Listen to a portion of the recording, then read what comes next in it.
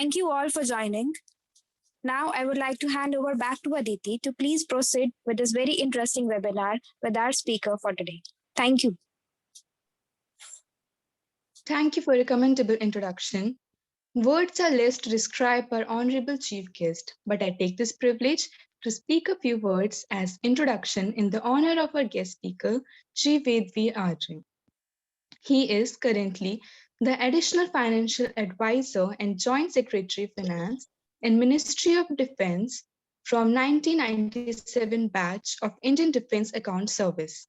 He is not only a chronologist and historian, but also the author of several books, namely Indian Contributors to Mathematicians, The Chronology of Ancient India, Victims of Concoctions and Distortions, The Chronology of India from Manu to Mahabharat, from Mahabharat to Medieval Era, and The Origin of Christian Era, Fact or Fiction.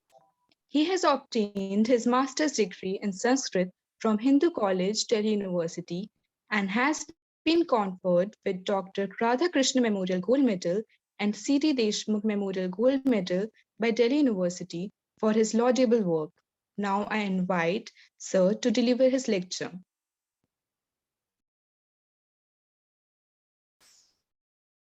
Let me thank Professor Poonam Kumaria ji and other professors and the students of Miranda House. This is, I hope I'm audible. Yes, sir, you are audible. Yes, sir. So today the topic what we have selected is the emergence of Mahajanapadas and excuse me, sir, before you start, it is yes. The participant is from all over the College of Delhi as well as from Department of University Yes. of Delhi. So it's not only Miranda House that's here to listen to you. Thank you so much, sir. Yeah, thank you. Thanks a lot. Thanks for inviting me for today's talk. And Miranda House, I think once upon a time I was a student of Delhi University and we used to visit to participate in student activities. So it's a very old nostalgia. But that's good. And even I think my course mate, she's also here. She was also from Miranda House. Pankaja, she is there in this talk. Okay. Thank you, sir. Thank you. So today,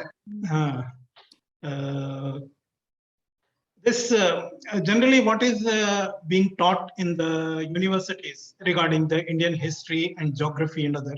I'll just share my presentation on this topic.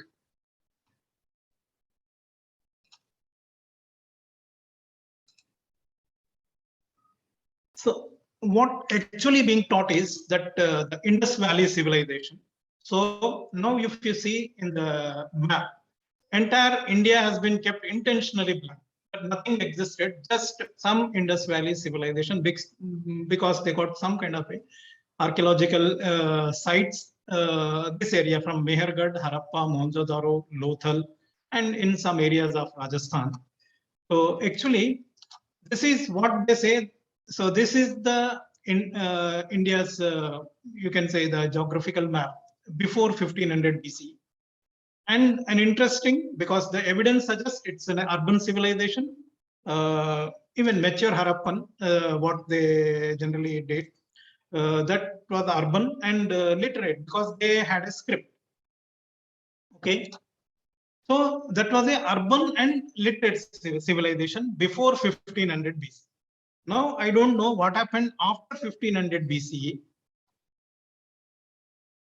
India became rural and illiterate. Suddenly we lost, no script existed.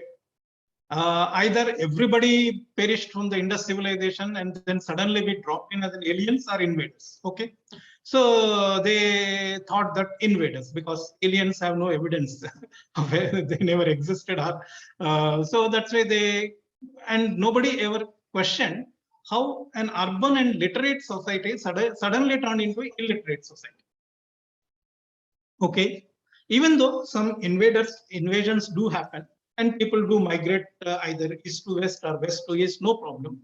But how an entire civilization, which was urban and literate, had suddenly turned into rural and illiterate.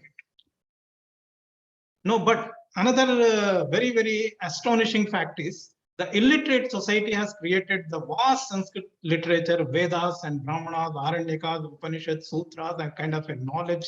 And we have actually contributed a lot in the astronomy, mathematics, and even Ayurveda, medicine, even metallurgy. So we have achieved so much, but we had no script.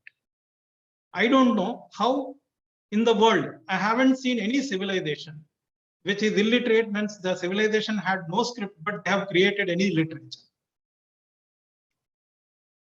So then after then 600 to 300 BCE, the way the modern historians did, now the Mahajanapadas emerged and they call it as a second urbanization period. So this is the timeline they give it, and suddenly developed a advanced phonetic script like Brahmi and Kharoshthi. Even today, the West follow the ABCD kind of a syllabic script, which does not follow phonetic logic. It takes a very, because Indian rishis worked hard to ensure, and they studied human voice and even the atoms of human voice, and they properly worked out our Varnamala, the vowels and the consonants, the way they arranged. It is very, very scientific. Now you need not memorize the spellings of the words when you write in Indian languages or in Sanskrit or any other languages. So that actually requires a long duration of evolution to come to a phonetic script. But we have suddenly developed, like Brahmi and Kharoshthi, had no historical evolution. So these are certain very illogical way the people narrate our history and geography. So what I did, let us study, even let me give you another evidence. Now 1500 BCE, only Harappan and that civilization existed, and they had no horses, as per the modern historians. Though some horse bones have been found in Surkotda, even in somewhere near Lothal, and one archaeologist has proven that these the horse bones have been found. Now the Sinoli recently, I think 5 to 7 years back, and even 10 years back, the excavations began in Sinoli near Bagpat. And just 3 to 4 years back, we found some chariots there. And these are the most advanced war chariots. So these chariots nowhere in the world. So ancient chariots never found. And I actually want to tell you, read the Al-Biruni's book. What Al-Biruni writes, he says that an Indian king, he gives his name as Aphrodisios. He actually almost invaded up to Egypt, and it was actually Indians who introduced the war chariots drawn by 2 horses in the West. So before Indians, nobody ever used war chariots in the world. This is the facts in the literature, and as well as the entire our Mahabharata and later text say that even Rigveda, the Rathas existed. But war chariots, the use of war chariots, actually Indians first mastered, then introduced to the world. As per even the non-Indian source like Al-Biruni, he mentions. And we have found, and these archaeological findings of chariots have been carbon dated to 2000 BC. So even we can say that almost contemporary to later Harappan period as per this. There is another recent excavation in Lumbini, and Lumbini was the first Buddhist shrine, and the carbon datings and the OSL dating suggest up to 1500 and 1600 BCE, the first foundation of the temple. Now, if nobody existed in India other than that western area from Rajasthan to Afghanistan area, then how so many archaeological evidences are available to prove that Indian civilization is continuous? And now, apart from these very archaeological evidences, entire literary evidence suggests that India is arguably a continuous civilization since Holocene. So now, what actually, let us study the historical geography given in Sanskrit literature. This I'm just giving a timeline. I'm not going into these details. As per my chronological research, what I have published in 2 to 3 books, the Vedic period has to be somewhere 14,000 to 10,000 BCE. Then post-Vedic period up to 7,000 BCE. Then Ramayana era in the 6th millennium, and around 3,162 BCE was the Mahabharata date. Since we are discussing about the historical geography, so history has to be given in a timeline. So I'm just indicating it. I'm not going into this detail because otherwise this will lead to a long discussions. Then we will actually go away from the today's topic. So even after Mahabharata, this is the timeline, how Indian timeline. So this in next, whenever we have any other opportunity, we will discuss the chronology. But let us go back to the emergence of Mahajanapadas. What actually, as per the modern textbooks, there's a Mahajanapada emerged only somewhere 600 BCE or maximum 700 BCE to the beginning. But we have a long history of Mahajanapadas. Every Janapadas are not kind of any kind of a like a division. It was actually a kingdoms. A particular king started, a famous king started ruling over that particular area. Then that area was named after that king. So this is how Janapadas evolved. And every Janapada has its genealogical and chronological history given in Puranas and as well as may not be so continuous. In between there may be a break because it is not possible to have a long genealogical account. But we have various evidences in the literary evidence. We can reconstruct the genealogical chronology as well as a timeline for the emergence of Mahajanapadas. So if you see the Rig Veda mentions about the Purus, Bharatas, Turvashas, Yadus, Anus, and Druhyus, and also there is a reference of Gandhara. So what I'm saying that there was a Purus where the Purus were ruling, and the Bharatas. Bharatas actually came over the offshoot of Purus. So Bharatas, initially the Bharatas. I hope you all have read Abhigyana Shakuntalam of Kalidasa, and it is famously known to everyone. Vishwamitra and Menaka's daughter Shakuntala married Dushyanta, and Bharata was there. He was the greatest king of Rigvedic era, and he was the founder of Bharatas. This is how our country's name also became Bharata, because we all are the descendants of the King Bharata. Then Yajurveda also has a reference of Magadha. Then Atharva Veda has Anga, Magadha, even the Gandhara, Munjavat kingdoms. Then if we take numerous Janapadas have been mentioned in Aitreya, Shatapada Brahmana, Ramayana, Mahabharata. Then we have a Anguttara Nikaya, Sutta Pitaka, the Sutta Pitaka's Anguttara Nikaya. It refers to those 16 Mahajanapadas. Similarly, the Dirgha Nikaya, it is a Buddhist literature. They refer to various Janapadas of Uttarapatha like Anga Magadha, Kashi Kosala, Vaddimalla, Tedi Vatsa, Kuru Panchala, Matsya Shurasena. So these are the major Janapadas. So let us go one by one, how these kingdoms emerged. I'm just taking the western side of Janapadas, like Sauvira Janapada, Kekaya, Madra, and Sindhu. Presently, these are located in Pakistan and Afghanistan region. And who were these Sauvira, Kekaya, Madra? You all might have heard in a Puranic story of Raja Shibi. And Shibi had a son of Ushinara. Ushinara had 3 sons, Sauvira, Kekaya, Madra. So because the King Shibi was ruling over this Western India during early Vedic period, the Pakistan region. So his son Ushinara divided his kingdom between his 3 sons. So that's why Sauvira, Kekaya, Madra were the earliest kings of these 3 Janapadas. That's why these Janapadas have been named after the names of these 3 kings. And Sindhu was actually part of Sauvira Janapada. But later, the Sindhu area became, because Indus River, that Sindhu River used to generally flow from that area. Actually, the Sauvira Janapada was divided into two portions. The western side of Sindhu River was a Sauvira Janapada, and other side, the eastern side of the Sindhu Janapada was was called as the Sindh region. Now, Gandhara and Bahlika, these two basically were in Afghanistan region.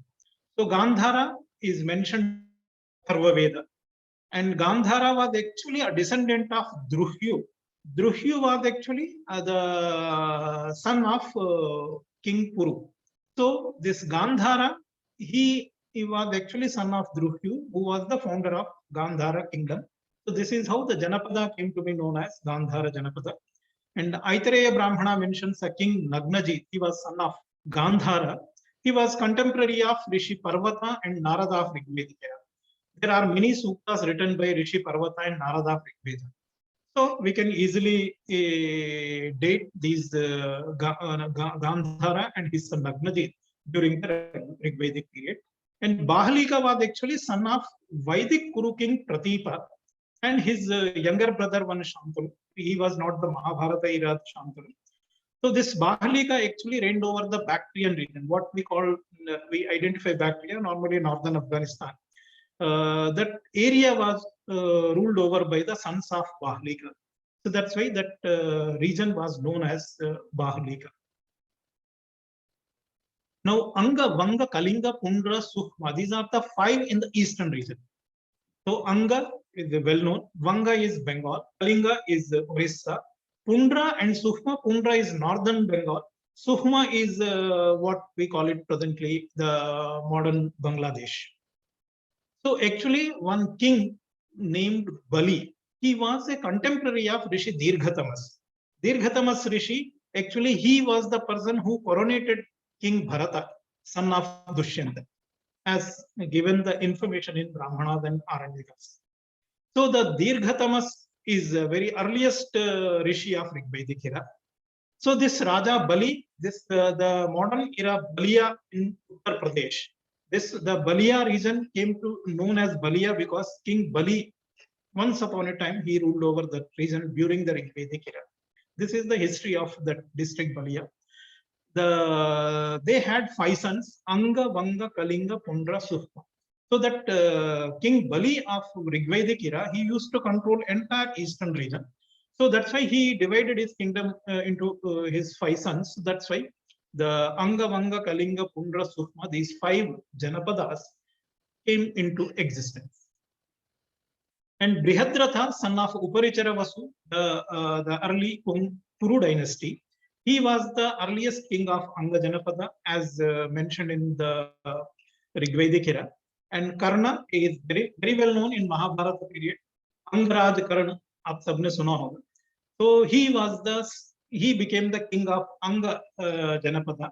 Duryodhana appointed him as the king of Anga. Now, Videha and Mithila, these are the two northern side of Bihar, and spilled over into Nepal also. This Videha and Mithila, actually one king Videha Madhav, he was actually father of King Janaka. If you read Brihadaranyaka, I hope you are aware of King Janaka, Yajnavalkya, and Gargi. They had a debate over Upanishadic Rahasya, and even it's actually a philosophical discussion between Yajnavalkya and Gargi. Philosophical discussion took place during the time of Janaka, and Videha Madhava was father of King Janaka. Earlier, during the Rigvedic time, Videha Madhava was ruling over in Rajasthan where Saraswati River was flowing there.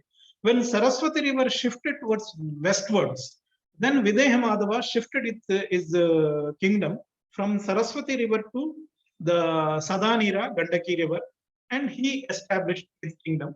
And that's why that kingdom or Janapada came to be known as Videha.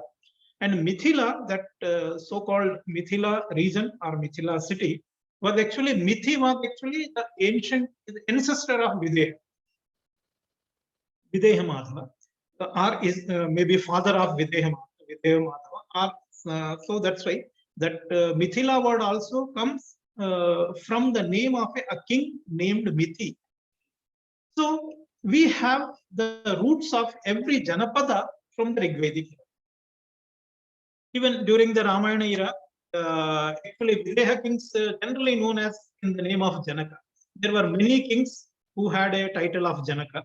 So that's why the Bhimasena during the Mahabharata era, he defeated the king of Videha, whose name was also Janaka.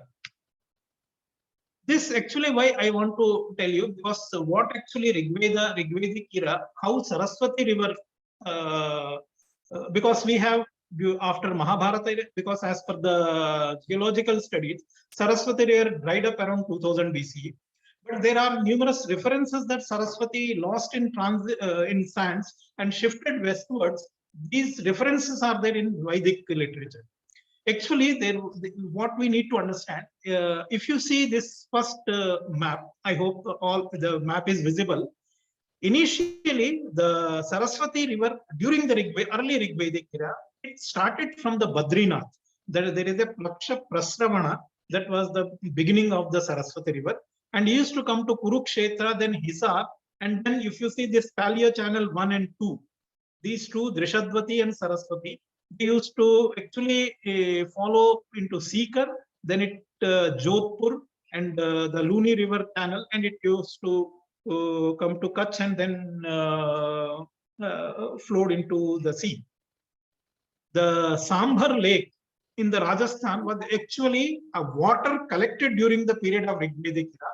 When Saraswati lost in transit, Saraswati actually shifted due to an earthquake or a major event, either a comet hit on somewhere closer to India. Due to that, Saraswati river shifted to westwards. So initially, the Saraswati used to flow in the middle of the Rajasthan area, but that Saraswati during the Rigvedic, later Rigvedic era shifted westwards, and this blue line, what we are seeing is actually it is the post-Vedic river.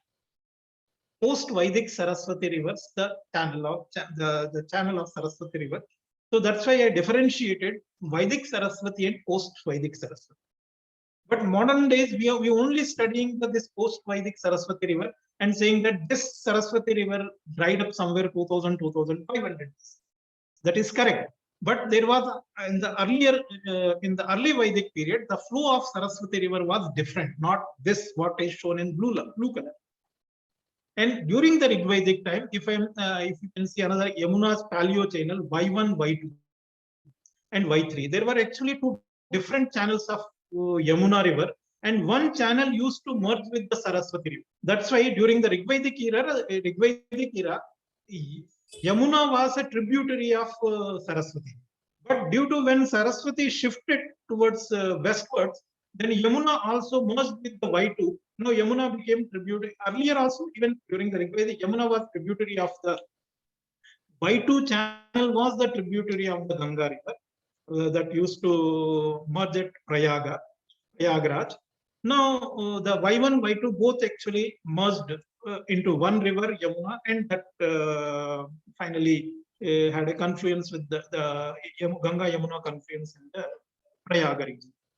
So this is actually the river geography during the Rigvedic era. So that's why Videha was ruling somewhere in the Rajasthan on the banks of Saraswati river. When Saraswati shifted, then there was no source of water. So this is the reason why they have to migrate from this Rajasthan to Videha region. This is how Videha Janapada came into existence. Then we have a Shurasena Janapada. It is well known during near to Mathura region. And Shurasena was actually the father of the Vasudeva, the father of Sri Krishna. This is how the Shurasena Janapada references are there. Even Bana's Harshacharitam mentioned the Mathura king Brihadratha. He was actually killed by Viduratha's army. So actually there are numerous references. Many kings existed during the Vedic, post-Vedic, Ramayana, Mahabharata era. But we lost the chronology. That is the reason why we are looking at our historical references as a mythology. It's just since the chronology is very, very important because if you are saying a history, you have to tell a date. If you are not able to give a date or fix a chronology, then your history will be a mythology. That was the tragedy with the Indian history.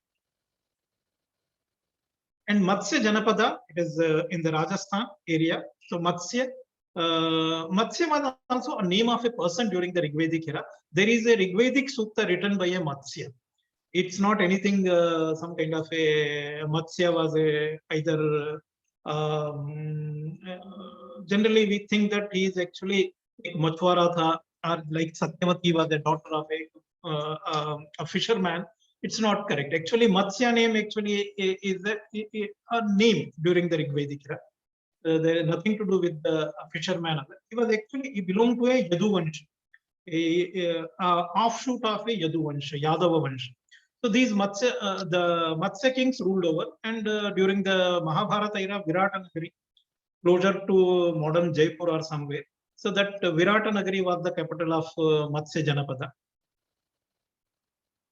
Then Kuru, as I already explained you, the Bharatas, the famous king Bharata, son of Shakuntala and Dushyanta, he actually had a very vast kingdom, and that kingdom, after a few thousand years, 1 or 2,000 years later, it split into two, Kurus and Panchalas. So Bharata's descendants were a person named Kuru. He was the Kuru Janapada. Actually, he is actually originally located in Haryana, Punjab regions. Then Kuru, the founder of Kuru dynasty, was the grandson of some Ajamid. There is a reference of King Ajamida in Rigveda also. The Kuru was the son of Ajamida. He founded the kingdom, and Asandivat. I hope you might have heard about Asand in Hisar district. This Asand was actually the Asandivat, a city of Rigvedic era. So the most of the even recently place Bhirana in Haryana that has been carbon dated up to 7,500 BC. So those are very ancient archaeological sites found in Haryana and Rajasthan area, but actually belong to Vedic or post-Vedic period. And Atharva Veda refers to one Kuru king Parikshit. He was not the Mahabharata era Parikshit. He was actually, there was another Parikshit king during the Rigvedic era. So they later Kurus established themselves in Hastinapur as their capital. And this is how the Mahabharata era, the Kurus were ruling over the North India. And Panchala, same Panchala king Bahyashva, he was the great grandson of King Ajamida. So he was actually ruling over this western UP and the somewhere middle area of UP. And he had 5 sons, and names were Mudgala, Yavinara, Vikranta, Krimilashva, Trinjaya. They were the 5 sons of King Bahyashva. Later, this Bahyashva actually divided his kingdom into 5 provinces. So that's why this Panchala word came into existence because the 5 kings of the Kuru kings, the Bahyashva. So the descendants of the 5 sons of Bahyashva came to be known as Panchalas. And prior to Mahabharata era, Ahitchhatra was the capital of Uttara Panchala, and Kampilya near Farrukhabad, that was the capital of Dakshina Panchala. So this entire Farrukhabad to the Bareilly district, if you even western side also, up to Hastinapura. So this was the reason was part of Panchala. Chedi Janapada. Actually, Chedis were descendants of the Haihayas of Rigvedic era. And Rigveda refers to one Chedi king, Kasu. Chedi king is mentioned in Rigveda. It means during the Rigvedic era itself, a Chedi dynasty was established. And originally, Chedis reigned over Mahishmati, and they were actually neighbors of Matsya kings of Rajasthan. Then actually Chedis lost their kingdom during the reign of Sahaja. And Uparichara Varsu, actually the Kuru dynasty had a very great king called Uparichara Varsu. He annexed the king of Chedis during the Rigvedic era. Then gradually Mahishmati became Avanti Janapada, part of Avanti Janapada. Then they say that Chedi Janapada was actually on the banks of Shuktimati river that goes back to closer to Chitrakuta region. That's why the now Chedi Janapada became that area developed to the Chitrakoot region later. Then Kosala and Ayodhya. Kosala is also a Janapada existed during the Rigvedic era. And Prashnopanishad, if you read the Prashnopanishad, it refers to a king of Kosala. So already Kosala Janapada existed during the Upanishad period. And Ikshvakus, after the Sagara, Sagara actually he made the Ayodhya as his capital. Then Ikshvaku kings reigned over from Mahabharata era to Dwapara Yuga. As per Mahabharata, Brihadbala was ruling in the Kosala and Dirgha Pragya was ruling in Ayodhya.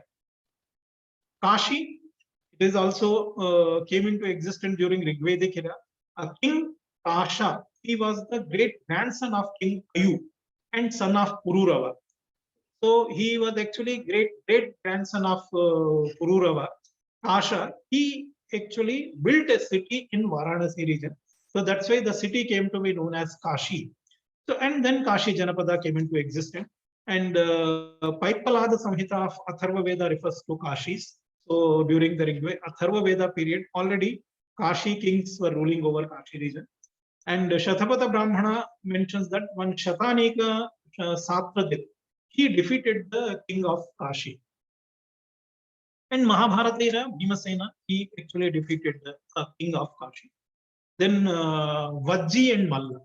Actually, these two came after Mahabharata era. Vaishali was ancient, Vaishali city existed since Rigvedic era, because what is mentioned is one Trinabindu and Ilavila. Trinabindu and Ilavila's son was Vishala. And Vishala built a city. That's why the city came to be known as Vaishali. And Vaishali was divided into two Janapadas, Vajji and Malla, after Ramayana era, because Lichavis and Mallas were descendants of Ikshvaku dynasty. And Lichavi was the 8th descendant of Sri Rama. And Malla was the son of Chandraketu and grandson of Lakshmana. So this is how the Lichavis actually ruled over Vajji Janapada and Malla or Malla. So this is how these two Janapadas came into existence only after Mahabharata era. Prior to that, that region was part of Anga and Vaishali city. There is another Janapada called Dasharna. Ramayana refers. So this also came just before the Ramayana era. And actually it is located near Bikal and Utkala region. So Chhattisgarh and Orissa region, near to that region, is called Dasharna. And Bhimasena defeated a king named Sudharma, who was the king of Dasharna Janapada. Even Kalidasa mentions in his Meghadutam that Vidisha city is located on the banks of Vetravati river, and this Vidisha was actually the capital of Dasharna Janapada. So we can say that that area of Vidisha was a Dasharna Janapada. Vatsa Janapada was actually near the Koshambi in Uttar Pradesh, and Vatsa was the son of Bhrigu Rishu Dadiji. And the Dadiji Rishi's descendants, known as Vatsas or Vatsyayans. So that's why, and traditionally Kaushambi was their capital. And Mahabharata clearly mentioned the Vatsa Janapada. And Somadeva's Katha Sarit Sagara, the Brihat Katha of Gunadya, they refer to that Shatanika had a son, Janamejaya. He became the king of, the Shatanika was the son of Janamejaya. He became the king of Kaushambi city of Vatsa Janapada. So then Sahasranika, son of Shatanika, he succeeded Shatanika. So this is how the Vatsa Janapada went into the kingdom of Kuru kings. Avanti Malava, these are the central area in Madhya Pradesh. Avanti is well known near Ujjain. The Mahishmati was the earliest capital of Avanti Janapada, and the Haihaya kings actually was ruling in the Arjuna Kartavirya. During the period of Parashurama, he was ruling over the central India. And Talajangha was actually grandson of Arjuna Kartavirya, and the Talajangha's son was Vitihotra. So this is how Vitihotra dynasty came into existence, and Vitihotras ruled over Janapada since post-Vedic era to till Nanda dynasty. So this is how Vitihotras ruling over the Janapada. So then Banabhatta also referred to Ujjaini king Tarapida and his son Chandrapida, and these kings actually belong to the Vitihotra dynasty. And the Vasavadatta, Subandhu's Vasavadatta, you might have heard about this Akhyayika, a story of Vasavadatta. He mentioned that Pradyota Mahasena was the father of Vasavadatta. Then if you go to the southward, this is the Ashmaka Janapada. It is mostly the Andhra Pradesh and some regions of Maharashtra together called Ashmaka. And Ashmaka was the king of Ayodhya king Saudavasa Kalmashapada and Queen Madayanti. And he settled in South India, and this is how in between the Krishna and Godavari rivers. That's why this kingdom named after the first king Ashmaka. And he founded a city, Paudanya, somewhere closer to presently that Bodhan city of Nizamabad district in Telangana. And Ashmaka king supported Pandavas during the Mahabharata period. If we see the Kuntala, Karnataka, Kuntala is actually northern Karnataka and the southern Maharashtra region. So, and Karnataka is actually mentioned in Mahabharata period very later, but otherwise the Karnataka was initially known as Kuntala, and southern Maharashtra was also known as Kuntala. And during the Vedic era, King Chandrahasa was ruling over. He was actually an abundant child of King Kerala. So that's why we have a history of Kuntala since Vedic era. Then if you go to the Tamil Nadu and Kerala region, the Vayu Purana mentions that one Marutta, he was the fifth descendant of one Purvashu, King Vahni. They were actually descendants of Puru dynasty. So the Dushkrita Dushkrita's grandson was Janapida, and Janapida had four sons: Pandya, Kerala, Chola, Kolla. This is how these four siblings, they settled in Tamil Nadu region, and they started ruling over the region. This is how the Pandyan kingdom, Chola kingdom, and this Kerala and Kollagiri is the northern Kerala region. Even Chera, the Chera dynasty. So these dynasties existed since Vedic era, because Agastya was the first person who was the chairman of the first Sangam convent during the Pandyan first Sangam era. And as per the chronology given in the Tamil Sangam literature, Agastya's time goes back to somewhere 11,000 BC. Then if you go to the northeastern region, was also part of India very since Vedic era, Pragjyotish and Kamarupa, and actual Assam. Narakasura, he was the son of Hiranyaksha. He was ruling over Pragjyotisha. And Bhagadatta was the king of Pragjyotisha during the Mahabharata. Then another, if we go to the northernmost, that is the Uttarakuru. Uttarakuru was also part of ancient India during the post-Vedic period, and in Aitareya Brahmana refers to Uttarakuru. Ramayana gives very good description of the geography of Uttarakuru. It is actually says that the Uttarakuru Janapada was located in the north of Shailoda River. That Shailoda River is actually presently in the Gilgit region. That is the Neelam River or Kishan Ganga River. That Kishan Ganga Neelam River actually the boundary for the Uttarakuru and Kashmir. So this is how the very vivid description of this Uttarakuru region has been given in Ramayana era. So the boundary was actually the Neelam River, northern side of Neelam River, what actually is called as Khotan, or presently the Xingjiang region. That was actually Uttarakuru, and that was part of India from Rigvedic era to even Mahabharata. One more, I'll just go to a few details of the Yudhishthira's Rajasuya Yajna. During that time, actually very good geographical references are there, because Arjuna went towards northwards and he subjugated Kunindas, Anarthas, Kalakutas, even many kings of even Kuluta king, Himachal, and he also conquered 5 kingdoms of north, There's a King Chitrayudha Simhapura, Paurava, Kashmiraka, means Kashmiras, Traigartas, the Himachali kings, then Darva, Kokanada, Abhisara, Uraga, Bahlika, we have discussed. Daradas, it is actually in the Gilgit region. Kambhoja in the Bahlika, Parama Kambhoja. So these are many, all even up to Uttarakuru. Arjuna actually, he went on an expedition and he conquered up to entire these regions. In the Bhimasena, the Bhima, he actually marched towards East India and he subjugated the Videha King Janaka, Sudharma of Dasharana, Sumitra of Pulindanagara, Chedi Shishupala. So all Janapadas were existed during the Rigvedic era, or many kings were ruling over that time.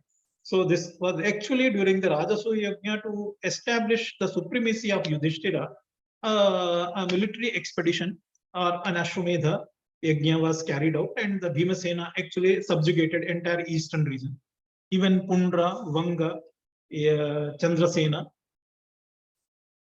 Now, Sahadeva, he marched toward the southern direction and he subjugated Shurasena, the Matsyas, even up to the Kerala Pandya. So actually Sahadeva, even entire South India, means south of Narmada River, he conquered all those regions. Then Nakula marched towards the western region. So he went up to Rohitaka, the Rohtak in Haryana. Then Shairishaka is Sirsa in Haryana. Then Shivis, Traigartas, Ambashtas, Malavas, even the Madhyamika city, that is actually the Chittorgarh. Then Pushkara, the Pushkar region of the Shudras, Abhiras is actually near to Sindh region. So this is how the even Madras, Shorasenas, up to the Bahalikas, up to the Gandhara region, the Nakula conquered the entire western region. So these are, I am just not going to, if you can read it to the Rajashekara Kavya Mimansa. He actually divided Aryavarta, means India, into 5 parts: Purva Desha, Dakshinapata, Paschat Desha, Western Kingdom, Uttarapatha, and Madhya Desha. And he gives the vivid description of the kingdoms existed during that period. So this is the actually Rajashekara's Kavya Mimansa. This is the one beautiful map of Mahabharata era created by one of my friends. He is the Jijit Ravi. He worked extensively on the geography of Mahabharata era. And this is the map. And I actually ask all the students present here, and I request the teachers also, you please go through this map and you will get the very good descriptive a location of the every Janapada and even small locations during the Mahabharata period. Now, this is the emergence of Mahajanapadas. Now, the urbanization, what actually, when urbanization started, how to express it? What actually we expect from urbanization? So, we generally think that it should be, we must have a houses built using the bricks and others, and this may be, and having some kind of a drainage system and other way. But during from Vedic era to Ramayana era, what I have witnessed is they generally use the wooden houses. Though the Vedic era, the Vedic people knew the making of bricks, but they generally use those for the geometrically designed Vedic altars. The Vedic Yajnavedis were built using those ishtikas, means the bricks, but every brick has the different sizes, but never used those bricks for the houses. They generally used the wood, was the very easily available material, and they used the wooden houses, and the poor people use the mud and very simple houses. No, the urbanization kind of requirement was not there from Vedic era to Ramayana era. Thereafter, what happened? This so-called Indus Valley region was ruled over by the Scythians. during the Ramayana era and Mahabharata era, Scythians became very powerful. Actually, they conquered up to this area, up to Eastern Europe, from the Turkey region to and that Eastern Europe, Bulgaria and the Romania, up to that area. So these Scythians were ruling over this region, and they started this urbanization, we can say. In India, we didn't start using the bricks for making the houses, because all references which leads to the wooden houses up to the Ramayana era. Thereafter, the western side, actually the urbanization started. Though we had big cities existed in India, but mostly made the houses using the wood houses. Probably they might have used some rocks and others and slabs to make a houses. But since India had a continuous civilization, cities never perished. In the western side, cities perished because Saraswati River dried up, or due to some natural calamities. Some cities actually perished or deserted due to since the river has like a Chanudadu. The Saraswati River used to flow from the Chanudadu. Now Saraswati River dried up. Now the people of Chanudadu just deserted the city, and that became an archaeological site today. So Western India actually experienced a harsh weather for a very 100 or 200 years. They faced the calamity or a famine, a very long period drought. These are the reasons why the Western region, some cities have perished, but the major cities in India, they were continuous since Vedic era to even till date. So as per our references in Puranas, 7 were the very ancient cities, that is Ayodhya, Mathura, Maya, that is Haridwar, Kashi, Kanchi, Avanti, and Dwaraka. These were the very ancient cities, and they were continuous. Dwaraka submerged by sea, no more existing, but all other 6 cities are even existing today. So it is, if somebody is asking that archaeological evidence and other, there is some evidence, the Varanasi, IIT Kanpur or somebody has studied, or Kharagpur, an IIT studied when Varanasi region was populated by human beings. So that leads to somewhere 7,000, 8,000 BC and others. So India was not blank. A history, a geographical history existed, and India was a continuous civilization since 14,000 BC onwards. So we had a great history of more than 16,000 years history, and we have to actually understand our history and geography through our literary evidences. Then we have to corroborate with whatever the archaeological evidence found. Archaeology has a limitation. Archaeology cannot define the timeline, or I can say a geography or anything. The archaeology can only say what has been found in a particular region. So you have to interpret the archaeological findings in a particular region, what has been found. But you cannot take that as an evidence to negate every existence of any other forms of civilization. So thank you, and I thank the entire management of Miranda House for inviting me. And any questions, then I can try to answer. Thank you. Thank you, sir, for your insightful and enlightening lecture. We found the description very informative. It was quite interesting to learn about different Mahajanapadas and to see their connections with geography. Now I request everyone to put their questions forward. Some of the questions here we have. How much revolutionary role did iron play in the growth of cities during Mahajanapadas period? Yes. So generally, this is also another problem in our the mindset. We think that something has to be sequentially invented. First, you will invent gold. Thereafter, you will invent silver.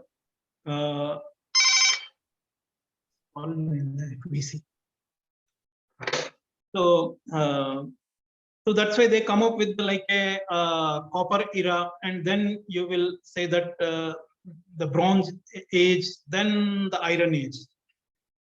If we refer to Rig Veda and our literature, already iron references are there.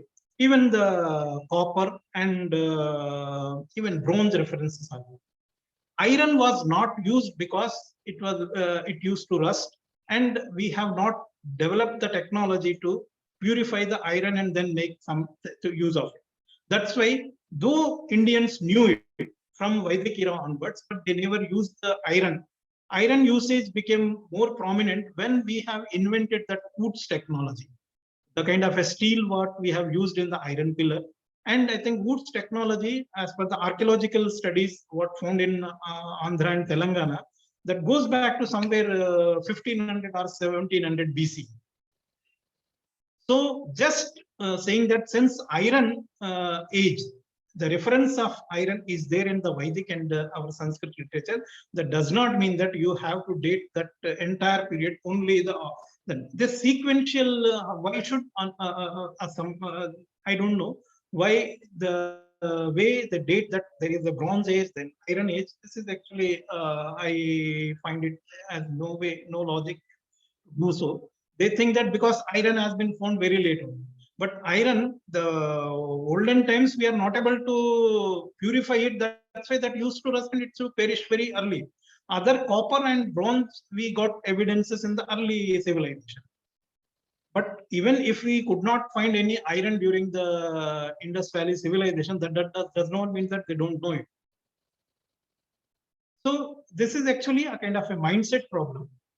But literary evidence clearly suggests that Indians had the knowledge of, if you can find a copper ore, why can't you find an iron ore? If a person is able to mine the copper ore, then why he doesn't know what iron ore is? He knew it. He knows how to melt it. But the problem is iron is not usable for him because he can't use it. It rusts.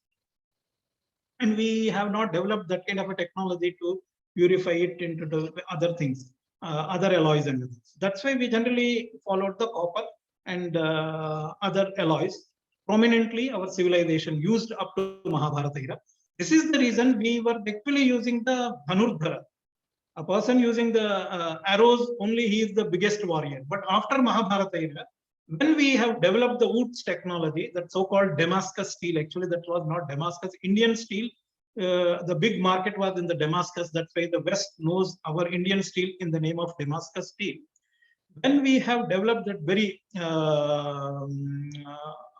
better technology, then the entire warfare changed to the using the swords. So this is the reason that gives a transformation after Mahabharata. Thank you, sir. The next question is, how has the conception of state changed from Mahajanapadas to present times? No, this nothing has changed because during the ancient time, the concept of state from the Vedic era onwards to till arrival of the Muslim the invaders from the West. Till that time, generally, there was some dynasties like Solar dynasty and Chandra dynasty. Apart from also many kings who may not belong to these two dynasties, also they could become. But generally, the Kshatriyas were the descendants of either Solar dynasty or Lunar dynasty. And in India, there are many kingdoms existed. That does not mean that India was never a one country. Generally, people portray that only during the British period, India was united. Earlier, India was never a politically one country. But in India, the Indian people always they had a same culture, same civilization, same even religious practices. Languages may be different, but the kings of any region, we never viewed our kings as some aliens. When we have seen some Shakas came, then we seen them as foreigners. When Muslims came, then we have seen them as foreigners. When Britishers came, that time we have seen. But the kings, because all kings, they trace their origin from Solar dynasty or Chandra dynasty, and finally Solar dynasty, Chandra dynasty had the common origin. So this was the, and every Indian used to connect with him with the Rishi Gotras. 7 Saptarshis, everybody has their own Rishi Gotra. This was the unity between, we all actually descendants of the same civilization, same lineage of the people. That was the, though we, the southern people may spoke some different language, northern maybe, but Sanskrit used to connect, and Sanskrit, Prakrit used to be the pan-Indian languages. This is how the India was the one country. So that's why the concept of state is not like anything. We can only get the Kautilya, the Arthashastra. That we followed very religiously even prior to that, and even later period till Muslims arrived. When Muslim invaders came, everything changed. Because Babar used to laugh us that these Indians are very brave people, but they follow funny rules during the time of war. They don't fight in the evening. Because we have been told to follow certain rules and regulations in the during the war also. So they never followed any rules. No, we just lost since we are following some kind of ideals and the other rules. So this was the reason how the concept of entire state changed after the Muslim invaders and the Britishers. Thank you, sir, for your answer. The next question is, can we say that changes in religion and belief coincided with the growth of Mahajanapadas? No, if we see, generally we see that like Buddhism, Jainism as a new religions have emerged. But Buddhism became a new religion when it spread to the entire Asia and even the West side also. Originally, in India, India had many schools of philosophies. Many schools of philosophies. So even the Buddha, he inherited one particular school of philosophy. So few philosophies was not accepted into the main philosophy. Then we had 6 schools of philosophies. But Buddhism followed some kind of a Lokayata philosophy, and even Jainism also. So that's why they were not part of the main stream of schools of philosophies. So this was the reason there was a conflict between, it is actually philosophical. But those, when Buddhism started spreading, same Brahmanas, they converted into Buddhism, not converted, they actually adopted the school of philosophy, but their name same, what we had, the same lifestyle, everything remains. So we can't say that some kind of a different religion. It's only a different school of philosophy, but the few philosophical schools had very strong reservations against each other. That led to little animosity between the, especially the learned people. And that led to even up to kings, because kings used to patronize these learned people. Sometimes they used to favor somebody. So this is actually become later political. That's why Pushyamitra Shunga during that time, the Buddhists always write that they have been persecuted. It was actually not a persecution, that was actually political problem. That was Yavanas used to invade.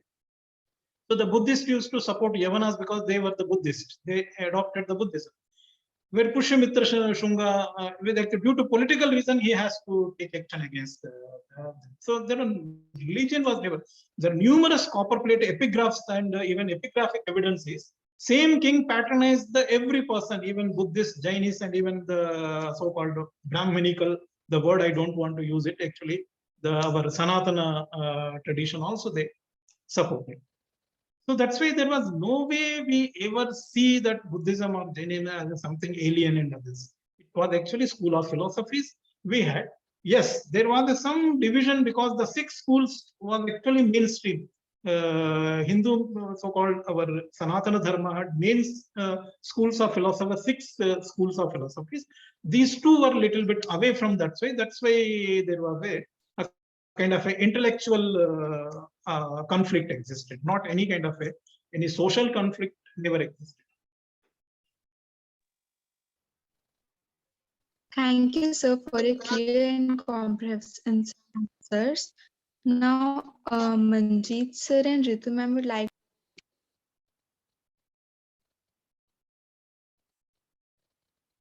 Ritu ma'am can continue. I'll ask at the end.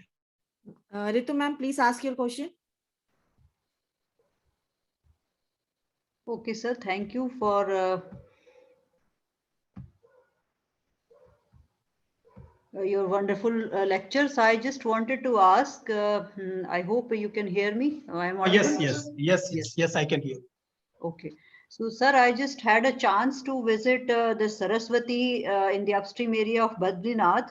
There, yes, it was visible, and you can say, yes, clearly visible. There is a clear evidence. Yes. But at the same time, yes, there are evidences of paleo channels and other things also. I studied particularly this Vedveer region as part of my research work, and there have been evidences of the shifting of the Saraswati westward, and that's fine. But again, last year I had a chance to visit at this Prayagraj Sangam. Yes. So there, it was not so convincing to have that Kunja or Saraswati, Yes. appeared there. So how do you sort of create a bridge between this mythology and scientific evidence, particularly in Labad region, Prayag region? The region of Prayaga was known for the Yamuna and Ganga confluence. I'm just asking any literary evidence in the Vedic and post-Vedic literature. There is nobody ever said that Saraswati River is flowing towards the eastern side and merging with the Ganga. There is no reference. It is actually when Saraswati River shifted the course. During the time, Yamuna used to be tributary of the both. I have shown to you a paleo channel. Y1 paleo channel used to merge with the Saraswati. Y2 panel used to, or Y2 and Y3 two channels used to merge with the Ganga. So this was the connection where, but when Saraswati River dried up after Mahabharata era, no, Saraswati River was so sacred where it has gone. Since Yamuna is now flowing, so they actually saw Saraswati River in the Yamuna.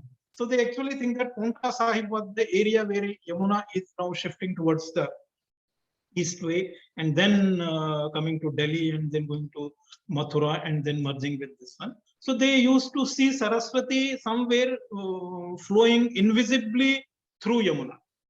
So this was a kind of a belief, because during the Rigvedic period when Saraswati shifted, there is a Saraswati Satra, a yaga, a particular ritual has been introduced by Videha kings, because they had so much attached to that region. So the Saraswati Satra, after that they used to take bath in Yamuna, that is called Avabhrita. Why Yamuna? Because they actually remembering the past confluence of Yamuna and Saraswati River. So this was actually a belief why Saraswati is also flowing invisibly, since Saraswati River had been dried up after Mahabharata era. Because till Mahabharata period, no literature ever mentions that Saraswati and Yamuna are actually meeting the Ganga. This Saraswati flowing invisibly, this is actually a kind of a belief only, very little. Thank you, sir. Ms. Mandisa? Thank you, sir, for such a great presentation. Sir, I would like to ask you another myth which is there in academics, that urbanization is always linked with surplus production in agriculture. That I have read so many textbooks, and in those textbooks, most of the textbooks in urban geography is written by foreign authors. So they are last to experience this urbanization. As you have already said, that India has experienced this urbanization in our ancient times. But in most of the books, textbooks, it is written that when there was surplus production in agriculture, that led to urbanization in India. So do you find any evidences in our ancient literature that somehow that high agriculture production, surplus, and that surplus production of agriculture is linked with use of iron? So do you see any evidences in our ancient texts that urbanization in India is linked with surplus production in agriculture? Thank you, sir. Our all the major cities, if we say, they're all somewhere closer to where the water is available.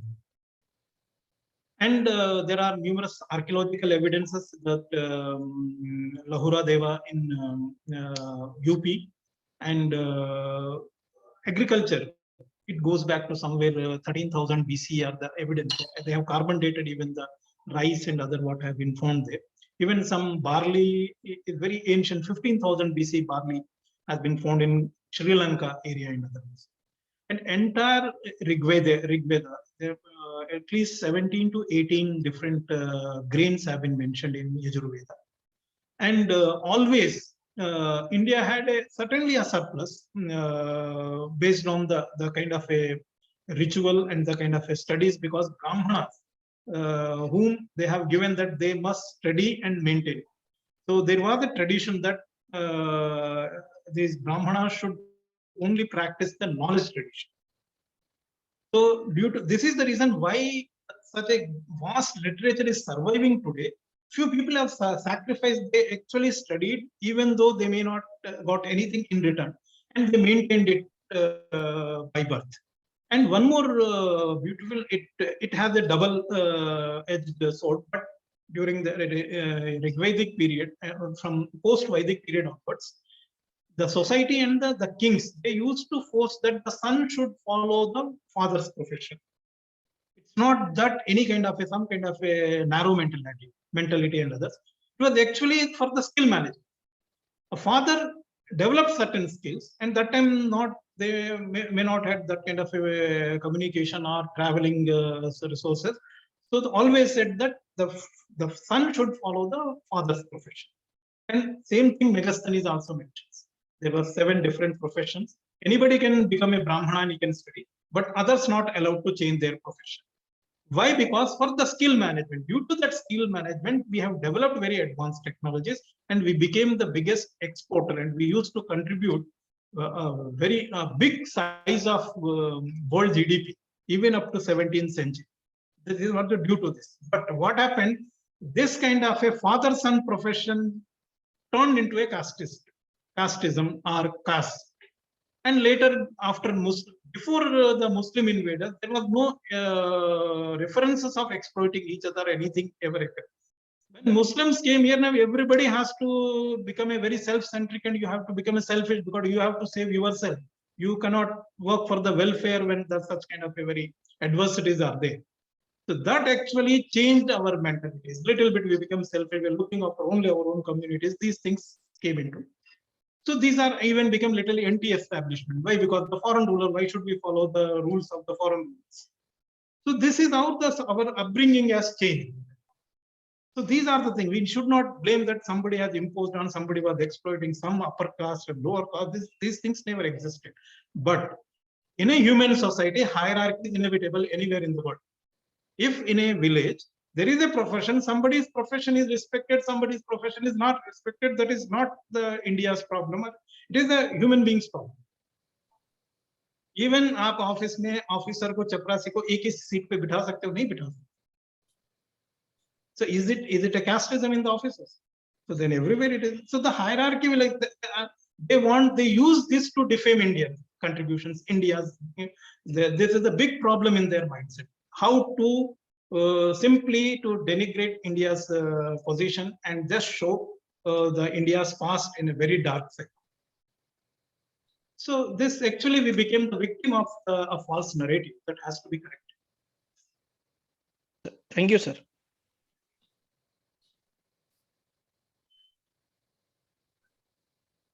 Can I request Pankaja ma'am to ask a question?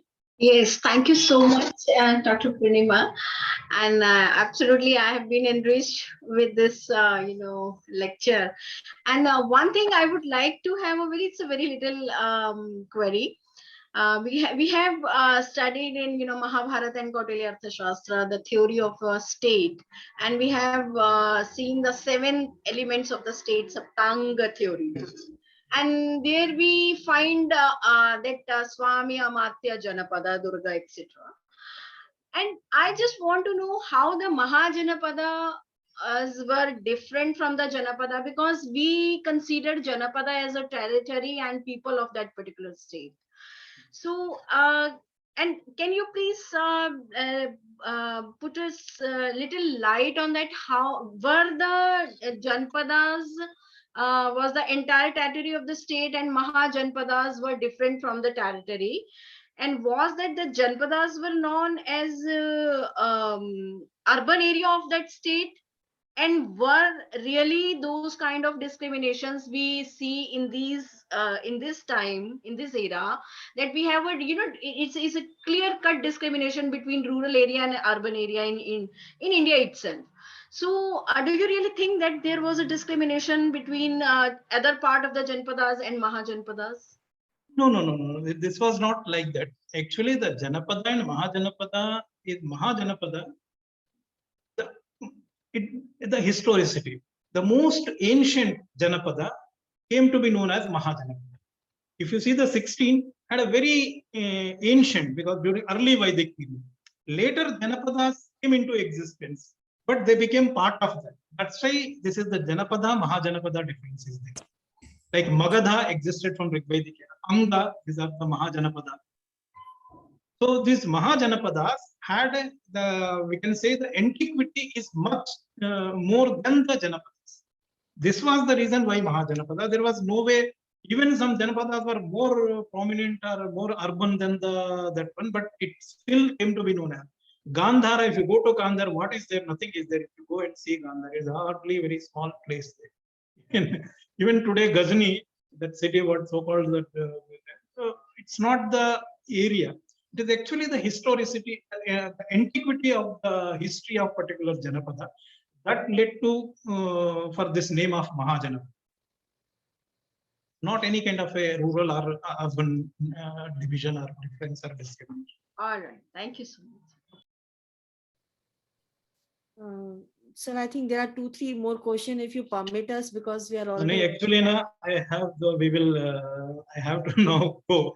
So that's why it's okay. Thank you. That's why I've asked you because you spoke so well, and it's a totally different narrative. Even I was thinking, because when I had a talk with you, I was so excited that you will come with something new, and it will be grateful for my students. But I was little, worried, because history, there are so many dates and so many names. I don't know how the geography students, because usually we don't teach historical geography, but you have blend such a way that it is really wonderful. And I hope the students have got a new or real narrative.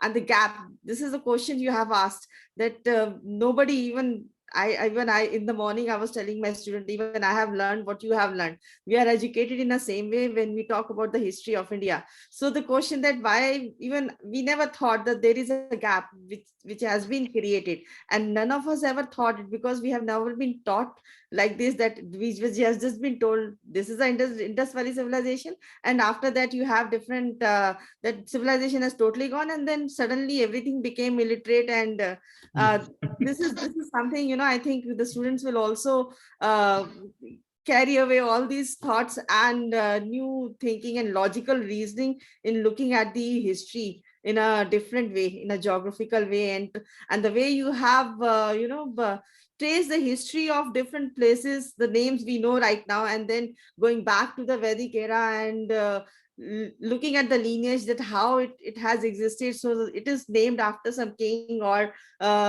son that have their own Janpadas and Mahajanpadas in that particular area. So it's wonderful, and I thank you so much for taking out time for us.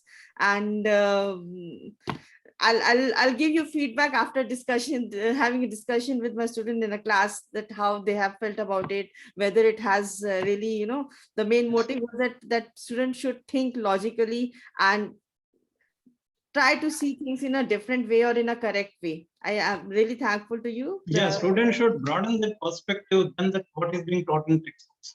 Yeah, this is our motive, yours and mine, that they should go beyond, because they are living in an information era where they can have a lot of information. So they have to choose the right thing, which is correct. So I'm so sorry that I cannot, due to time constraint, we cannot take more questions. But if you'll say, I'll share your email if students have more questions, so that they can mail you their query. Thank you so much for being here, sir. Thank you so much. Thank you. Thanks a lot. Thank you for inviting. Back to you, Vaishali or Aditi. Thank you, sir.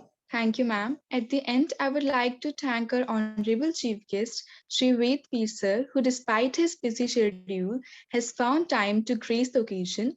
We also thank to our respected principal, Dr. Vijay Lakshmi Nanda, our TIC, Ritu ma'am, and Poonam ma'am for their commendable support in organizing the webinar. I would like to thank the other faculty members and heads and union members of Geography Department without whom the program wouldn't have become a success. Last but not the least, I would like to thank the audience for their participation and support. Thank you. I would Thank you, also everyone. like to thank students from University of Delhi, many professors from the University of Delhi, and Rama Mehraji. She was also there. She was the one who connected me to Yes, you. yes, yes, yes. Yeah. She was, Also, she was listening. she was the Ramaji, are you still Sutradhara. here? Yeah, she is also here. Ramaji. I'm so happy that this has finally reached the Delhi University to the students and to the faculty. And I'm sure they will make benefit from this and make a wider avenue way of thinking towards geography and history, including economic and political to complete the whole story of what happened then. Thank you so much, Ramaji. Thank you, Vedveer Thank ji. you, sir. Thank you, Poonam. Thank you. Thank you, Raman. Thank you so much, sir. Thank you. Thank you. Thank you.